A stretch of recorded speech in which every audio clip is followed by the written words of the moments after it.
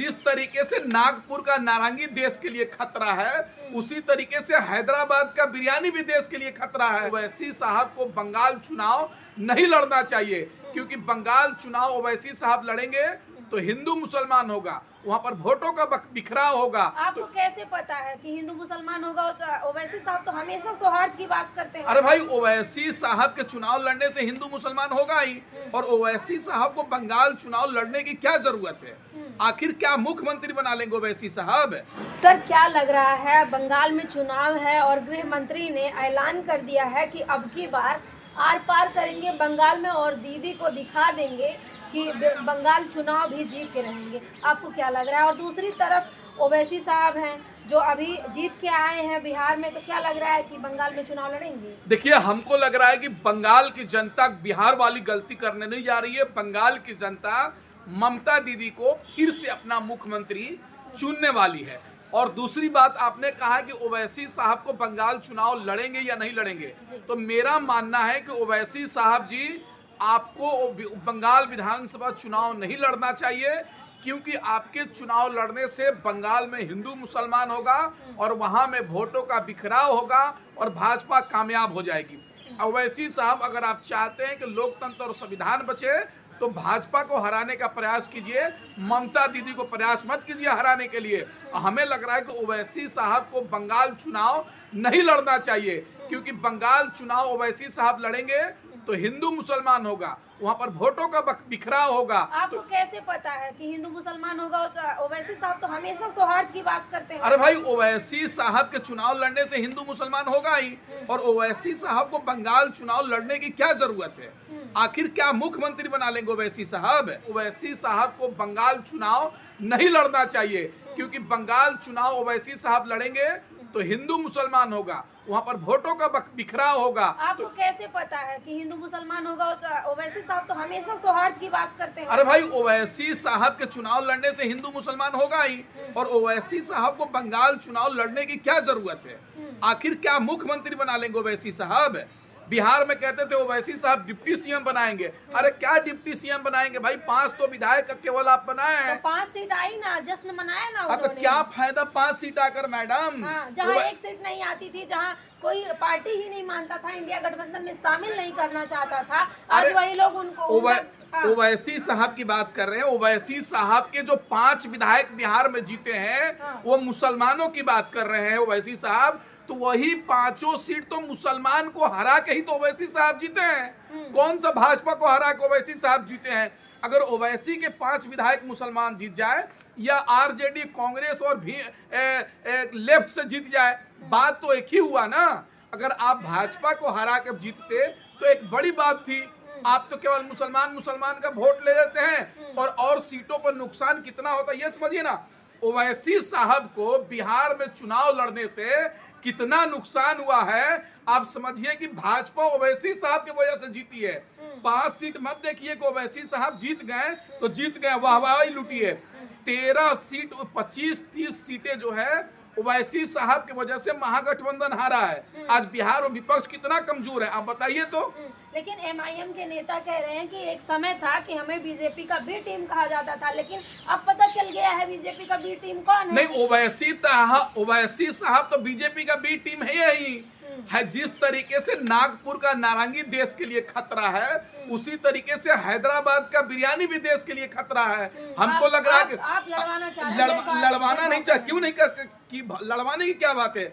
जिस तरीके से भाजपा हिंदू मुसलमान करती है, उसी तरीके से ओवैसी साहब भी हिंदू मुसलमान करते हैं। भाजपा में और ओवैसी साहब में कोई अंतर नहीं है। अगर आप हमसे पूछेंगे तो भाजपा में और ओवैसी में कोई अंतर नहीं है। एक तरफ भाजपा हिंदू हिंदू कर रही है और दूसरी तरफ ओवैसी साहब मुस्लिम मुस्लिम कर रहे हैं।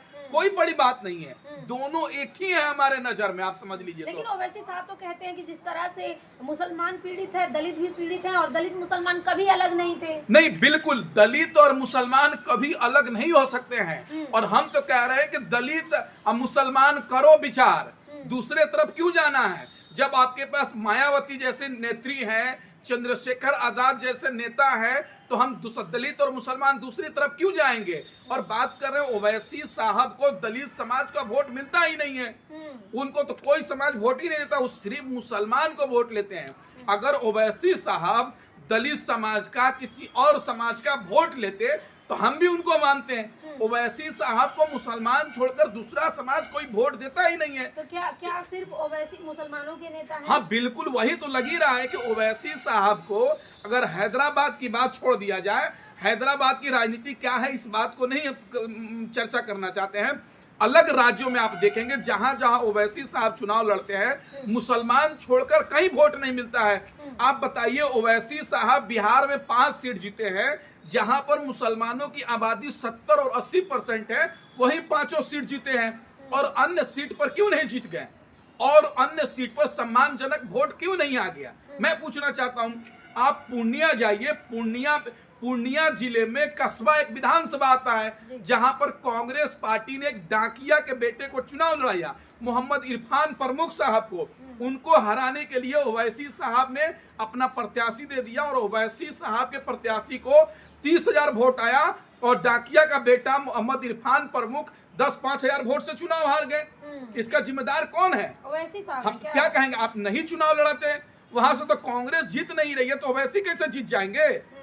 मैं आपसे पूछ रहा हूँ कि जब कांग्रेस नहीं जीत रही है, क्या बंगाल चुनाव में ओवैसी उतारेंगे मैदान में अपने पार्टी के लोगों को? देखिए, अगर ओवैसी साहब बंगाल चुनाव लड़ते हैं तो सीधे तौर से समझा जाएगा कि ओवैसी भाजपा के इशारे पर काम कर रहे हैं। अगर ओवैसी साहब लोकतंत्र और संविधान को मानते हैं, मुसलमानों के हक में फैसला सुनना चाहते हैं, मुसलमानों से हमदर्दी थोड़ा सा भी है ओवैसी साहब, तो बंगाल चुनाव मत लड़िए आप।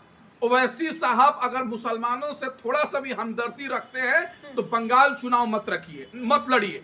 आखिर बंगाल चुनाव लड़ने से क्या फायदा होगा? ये हो सकता है कि 2, 4, 5, 10 विधायक आपके आ जाएंगे और अब भाजपा की सरकार बन जाएगी, तो उससे क्या फायदा होगा? बंगाल तो बॉर्डर का इलाका है, भाजपा की सरकार बनेगी तो नंगा नाच कर देगी वहां पर। असम में जाकर देख लीजिए किस तरीके से मुसलमानों पर जुल्म और जाति हो रहा है। उसी तरीके से ओवैसी साहब बंगाल में भाजपा को जिता देंगे तो मुसलमान परेशान हो जाएगा।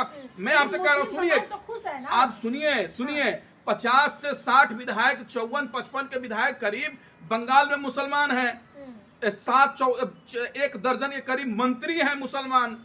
तो क्या हो जाएगा? ओवैसी साहब 5-10 गो विधायक मुसलमान बना लेंगे, तो पहले से ही 54 विधायक मुसलमान है, और आपके 10 गो बन जाने से क्या होगा? कहा जा रहा है ना कि मुसलमान का कोई हुक्मरान नहीं है, कोई है नहीं, रहनुमा नहीं, और ओवैसी साहब रहनुमा के तौर पर उतरे हैं मैदान। नहीं, हमारा मुसलमानों का रहनुमा कोई मुसलमान नहीं चाहिए। मुसलमानों का रहनुमा कोई सेकुलर नेता चाहिए, जो देश में सभी जाति को और सभी धर्मों को लेकर आगे चले। जब 15 अगस्त 1947 को हमारा देश आजाद हुआ था, उधर मोहम्मद जिन्ना थे, बड़े बड़े मुस्लिम नेता थे, लेकिन मुसलमानों ने कहा कि हमें जिन्ना के देश में नहीं जाना है, हमको बाबा साहब के देश में रहना है, हमें संविधान जहां बनी है वहां रहना है, महात्मा गांधी के देश में रहना है, पंडित जवाहरलाल नेहरू के देश में रहना है, जहां मौलाना अब्दुल कलाम आजाद साहब है उस देश में रहना है। तो हम भारत के मुसलमान जो हैं अपना सेकुलर नेता अपने हिंदू भाई में देखते हैं, जो सेकुलर हो, सभी जातियों को लेकर चलने की बात करता हो। देखिए, चंद्रशेखर आजाद भाई जो नगीना से चुनाव लड़े, मुसलमानों की आबादी 60% है, 50%, 60% के करीब है।